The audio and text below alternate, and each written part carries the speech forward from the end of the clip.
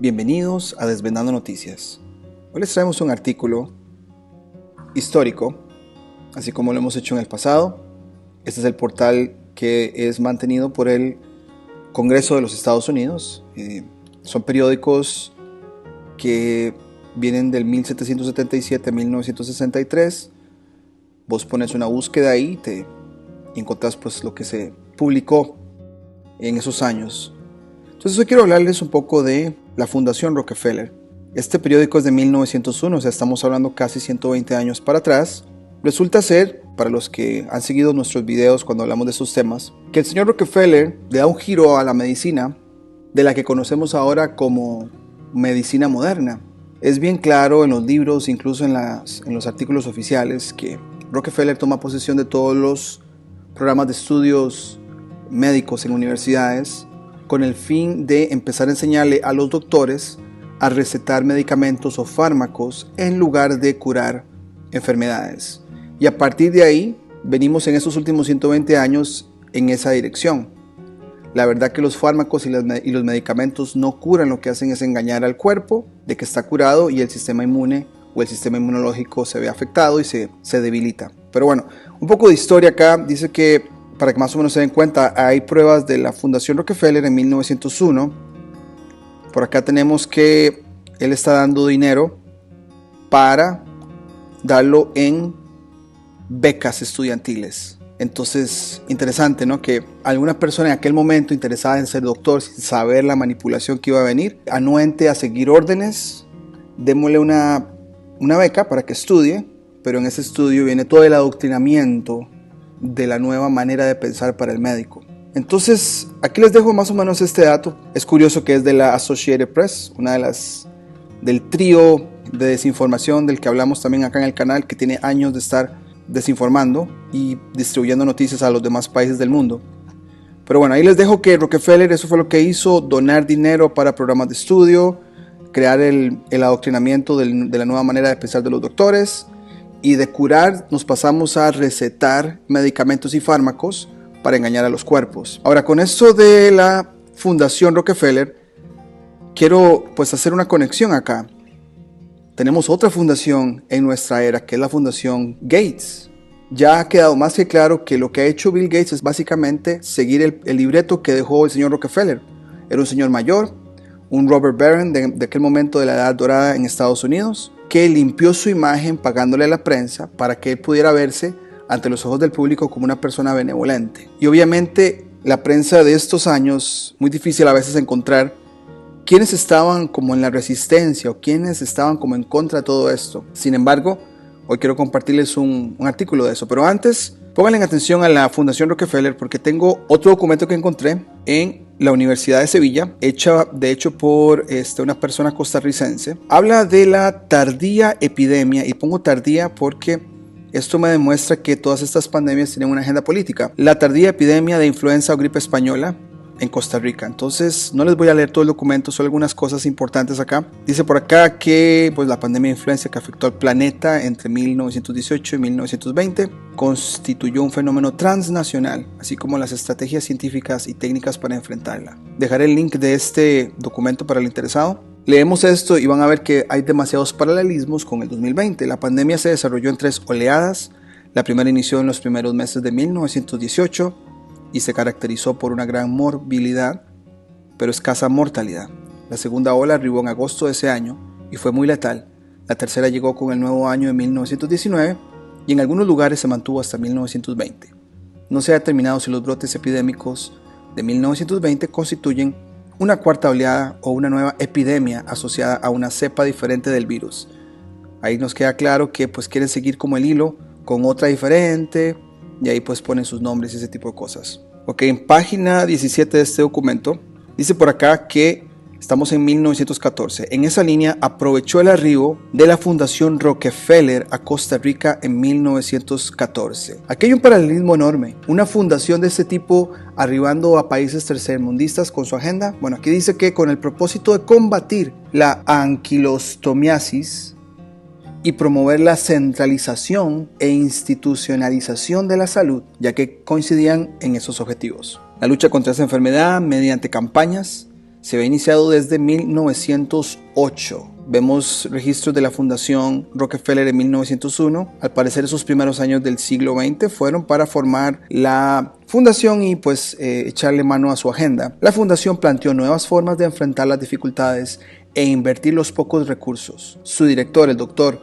Louis Shapiro, conquistó rápidamente reconocimiento de las autoridades y de la elitista comunidad médica. Entonces probablemente fue a los altos cargos de los programas, me imagino, médicos en el país, en este caso Costa Rica. Al ir hacia ellos, pues les propone toda su agenda y ellos ya se van a encargar de hacer modificaciones pertinentes en Costa Rica o en el país que sea, si es que fueron a otros países. Probablemente eso también pasó. Y fue clave en el impulso de proyectos de salud. Después, ese es el párrafo que me llamó más la atención. Dice que lamentablemente los sectores afectados con las nuevas leyes e instituciones que no fueron capaces de impedir la aprobación de estos proyectos, personas, sectores que no fueron capaces de impedir los proyectos propuestos por la Fundación Rockefeller. Dice que se sirvieron de los militares para promover un golpe de Estado el 27 de enero de 1917. Entonces, un grupo en Costa Rica no está de acuerdo en los proyectos de la Fundación Rockefeller, se alían con los militares y logran un golpe de Estado. De hecho, este golpe de Estado en la historia costarricense es visto muy negativamente. Sin embargo, me llama mucho la atención. El señor Federico Tinoco, artífice del golpe, intentó darle legitimidad al régimen, convocando una asamblea constituyente que promulgó la Constitución de 1917. Ahora, sea o no sea esto agendado para crear un disturbio en Costa Rica o no, más adelante hay algo interesante. Dice, la dictadura significó un retraso o un retroceso en los avances institucionales en el campo de la salud entre 1917 y 1919, los años de la pandemia de la gripe española. La construcción de cañerías y obras de infraestructura se paralizó, así como la de excusados higiénicos. Después dice por acá, Shapiro sufrió momentos sumamente críticos debido a la usurpación de las rentas de las instituciones de beneficencia, la eliminación de las medicaturas de pueblo y la ausencia de recursos para las campañas contra las enfermedades parasitarias y la malaria. Entonces se me hace interesante que hubo un grupo que estaba en contra de la agenda de la Fundación Rockefeller. Sin embargo, ¿qué pasa? Bueno, pasan los años en Costa Rica, finalmente el régimen fue derrotado por una importante oposición política y militar que movilizó amplios sectores de la población a partir de junio de 1919, donde tuvieron un papel protagónico los grupos artesanales obreros, el magisterio y los estudiantes. El 2 de septiembre de 1919, ya casi terminando el año, se estableció un gobierno provisional y se convocó a elecciones libres. La epidemia de influenza de febrero, marzo, abril y mayo de 1920, o sea, el año después, se presentó estando en funciones el gobierno provisional de Francisco Aguilar Barquero. Aquí es donde a mí se me dice, donde me queda muy claro que la pandemia es una agenda política. Hasta que hubo un presidente que pudiera ponerse de acuerdo con la Fundación Rockefeller, entonces ahí sí presentemos la pandemia. Pero antes, mientras estaba el golpe de Estado, no hubo casos, como que entró en pausa la pandemia. Entonces eso me queda claro que pues es político. Con esto en mente, sabiendo que hay una Fundación Rockefeller en aquel momento, yendo a varios países para llevar a cabo su agenda. El siguiente artículo que les quiero compartir es de 1909. El periódico se llama The Bridgeport Evening Farmer y es del estado de Connecticut en Estados Unidos. Acá tenemos a un estudiante de medicina que ahora es alcalde tratando de debatir a la comunidad médica. Acá está el artículo. Hicimos una traducción con las partes más importantes y es lo que vamos a leer para cerrar este video y después comentaremos. Dice, The Bridgeport Evening Farmer, de octubre 20, 1909, Boudreaux desafía a la Sociedad Médica del Condado de Fairfield a debatir. Dice por acá, el mayor Thomas Boudreaux se dirigió al Club Liberal en su reunión en Lyceum Hall anoche sobre el tema de vacunación. Durante la discusión, el mayor Boudreaux lanzó un desafío a la Sociedad Médica del Condado de Fairfield para debatir la sabiduría de la práctica. La conferencia se ilustró con un centenar de diapositivas de linternas que mostraban ejemplos horribles de los resultados de la vacunación. Interesante que en 1909 se usaban diapositivas con linternas para mostrar presentaciones. Me imagino que mostradas en la pared o en alguna pizarra, ¿no?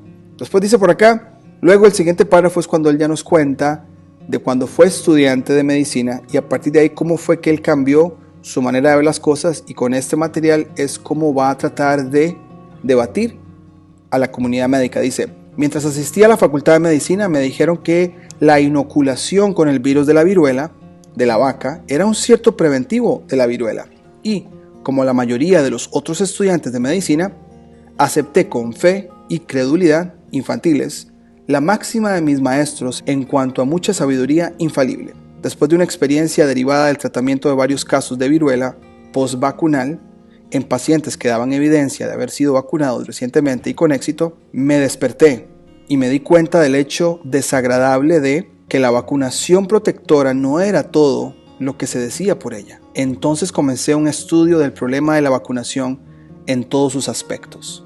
Después de varios años de lectura, observación y experiencias, me convencí plenamente de que la vacunación exitosa no solo no protege a sus sujetos de la viruela, sino que, en realidad, los hace más susceptibles a esta enfermedad al afectar su salud y vitalidad y disminuyendo su poder de resistencia. Los médicos no declaran en su alegato por el envenenamiento de la sangre humana, solo a qué marca de las 74 variedades de corrupción concentrada se le debe dar crédito de salvar millones de vidas. Nos dicen que es imposible describir los horrores de la viruela, pero les aseguro que si los médicos conocieran su oficio, no habría muchos horrores que describir en relación con la enfermedad que llamamos viruela.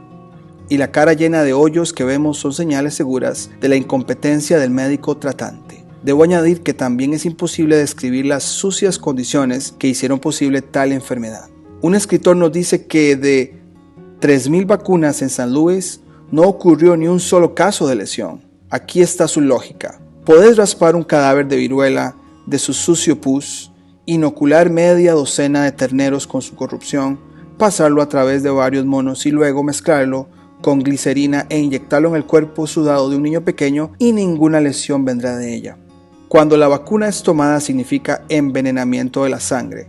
Ha manchado la sangre de incontables miles y ha puesto sobre sus víctimas el sello de la tuberculosis, el cáncer y la sífilis, así como muchas otras enfermedades terribles. La profesión médica ha plantado la tuberculosis por la compulsión en la carrera y ahora pide otro virus para alejar su daño de la corriente de vida de la humanidad donde lo ha profanado. Lo que necesitamos es una civilización que enseñe las formas de vivir correctamente, haciendo imposible la enfermedad, y un tribunal que pondría en la cárcel a cualquiera culpable de profanar la sangre sagrada de su prójimo. Las plagas de todas las edades quedan muy por detrás de la plaga de la incompetencia médica y la estupidez criminal, que no conoce ni la naturaleza ni al Dios de la naturaleza, y que todavía entregaría a pus de ternero podrido a la humanidad sufriente para protegerla de las enfermedades. Entonces me quedan claras dos cosas. Esto fue una persona que estuvo en los primeros programas de estudios creados por el señor Rockefeller